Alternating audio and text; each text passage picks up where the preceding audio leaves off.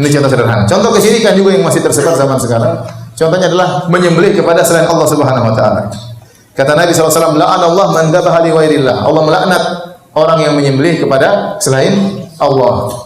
Kata Allah Subhanahu wa taala, "Qul inna sholati wa nusuki wa mahyaya wa mamati lillahi rabbil alamin." Katakanlah, sungguhnya salatku dan sembelihanku hanya untuk Allah Subhanahu wa taala. Fasholli li rabbika wanhar. Salatlah hanya kepada Allah dan menyembelihlah hanya untuk Allah Subhanahu wa taala. Sebagaimana kita tidak boleh salat kepada selain Allah, kita tidak boleh menyembelih kepada selain Allah Subhanahu wa taala. Sekarang menyembelih kepada selain Allah merupakan syirik akbar, syirik besar. Ya. Betapa banyak saudara-saudara kita yang menyembelih untuk selain Allah. Bangun rumah, cari dulu ayam hitam 3 ekor. Kemudian dipotong, kemudian darahnya tumpahkan ke tanah. Ini syirik, enggak boleh. Syirik.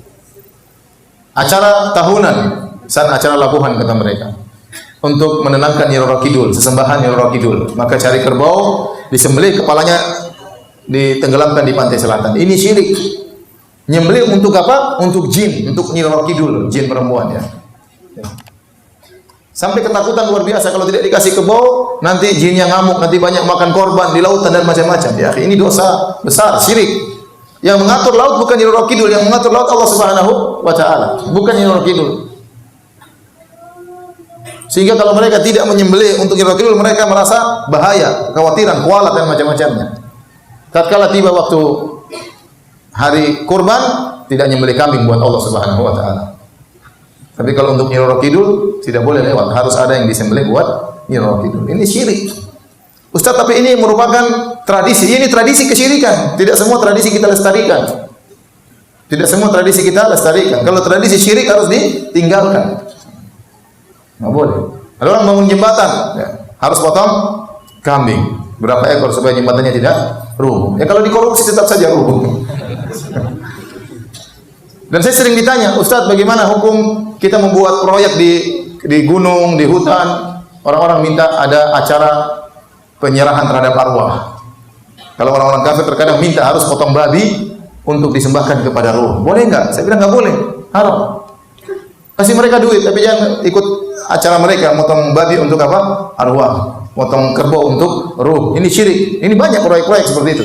Proyek di Papua, di mana? Sering saya ditanya, beberapa kali ditanya, bagaimana? Saya bilang syirik, tidak boleh. Anda tidak boleh ikut kemauan mereka. Ini kesyirikan. Ustaz, nanti kalau tidak dipotong nanti gunungnya jatuh dan itu syirik, enggak boleh. Lihat di Arab Saudi sana, lihat betapa banyak gunung yang dibelah.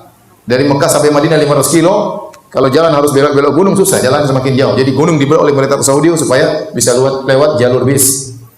Ya. Itu gunung begitu banyak dibelah oleh pemerintah Arab Saudi, tidak ada satu telur pun yang dipecahkan, enggak ada. Tidak ada satu ekor ayam pun disembelih. Coba kalau itu gunung di Indonesia, repot. Itu terowongan Mina dibolongin, tidak ada satu telur pun dipecahkan. Masyarakat ditakut-takutin oleh jin. Ya Ustaz, kemarin kita bangun rumah tidak sembelih ayam, akhirnya tukang-tukangnya jatuh. Ya sudah, itu dia lagi jatuh. Banyak orang bangun rumah tidak pakai sembelih ayam, tidak tukang jatuh. Karena seorang ketakutan, akhirnya benar-benar dikerjain sama jin. Apalagi di tanah air kita, jin benar-benar dihormati. Ya.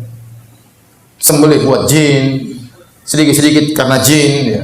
Melewat tempat sesuatu. Kenapa kok begitu? Kalau tidak begitu jinnya marah nanti. Takut sama jin. Ya. Takut sama jin. Saya pernah naik mobil sama, saya ditemani sama seorang abri, badan gagah, keren, pakai baju dinas ya. Di tengah jalan dia bel-bel, tetet. Ini kenapa ini? Ada apa Pak? Malam-malam bel-bel? Enggak Ustaz. Ketakutan dia. Ini badan keren-keren begini takut sama jin ya. Bel-bel lagi. Jinnya mau tidur diganggu ya. Jadi aneh-aneh orang. Itu ketundukan terhadap jin. Nah, ini bahaya. Apalagi kondisi kita sangat mendukung ya masyarakat kita. Sedikit-sedikit menyadar. Yesus. La ilaha illallah. Ngapain saya tuh heran, orang zikir kok pakai menyantu buat apa? La ilaha illallah. Jadi banyak khurafat di tanah kita. Dan maklum karena kita dahulu sebelumnya beragama Hindu masyarakat ya. Sehingga masih ada sisa-sisa masalah keyakinan terhadap ruh yang tersisa pada masyarakat kita ya. Maka ini semua khurafat, ini banyak kesyirikan yang dilakukan oleh masyarakat.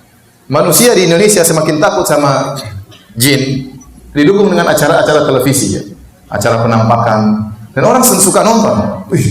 Takut, baru nonton terus. Akhirnya apa? Habis itu ke kamar mandi gak berani. Ayah temani dong mami, kemana? Kamar mandi. Takut tuh.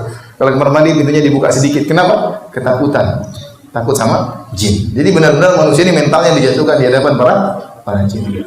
Belum lagi nonton film setan-setan ya, Sendul Bolong, Si Manis Jembatan Ancol, kemudian siapa lagi? Jin dan Jun, kemudian banyak. Ini orang ketakutan.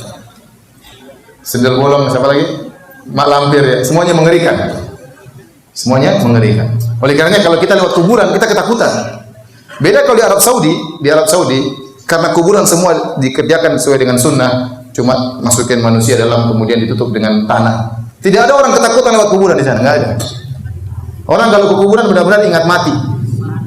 Karena kita dianjurkan untuk ziarah kubur. Rasulullah SAW pernah ziarah kubur malam hari, ya. Pernah juga siang hari. Tidak ada rasa ketakutan karena kita disuruh untuk ingat mati. Coba kalau kita ke kuburan di Indonesia, apa bayangan kita? Apalagi pergi sendirian. Waduh, tahu ada asap keluar. Wah, ini ada apa ini? Ketakutan karena kita sejak kecil ditakut-takutin seperti itu. Bahwasanya roh kalau sudah mati bergentayangan keluar. Dalam Islam tidak ada roh kalau sudah meninggal masuk dalam alam barzakh. Tidak ada bergentayangan.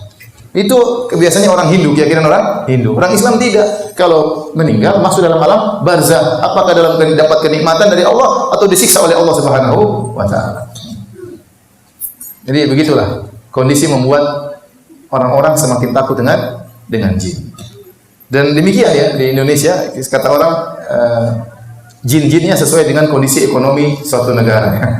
Kalau jin-jinnya orang kafir keren-keren, pakai jas, kemudian pakai dasi. Jinnya orang Cina, jin raja-raja. Indonesia miskin-miskin, ya, pocong nggak punya baju, kemudian rambut belum mandi, kemudian jinnya miskin-miskin, sesuai dengan daya khayalnya. Jadi para hadirin dan hadirat yang dirahmati oleh Allah Subhanahu Wa Taala, inilah ya akhirnya masyarakat berlebih-lebihan ketakutan dengan jin. Sedikit-sedikit jin, mau potong pohon harus kasih sajen. Dan ini yang diinginkan oleh jin, ini syirik. Nggak boleh. Akhirnya menyembelih terhadap buat jin. Ini banyak terjadi. Ini syirik akbar, nggak boleh.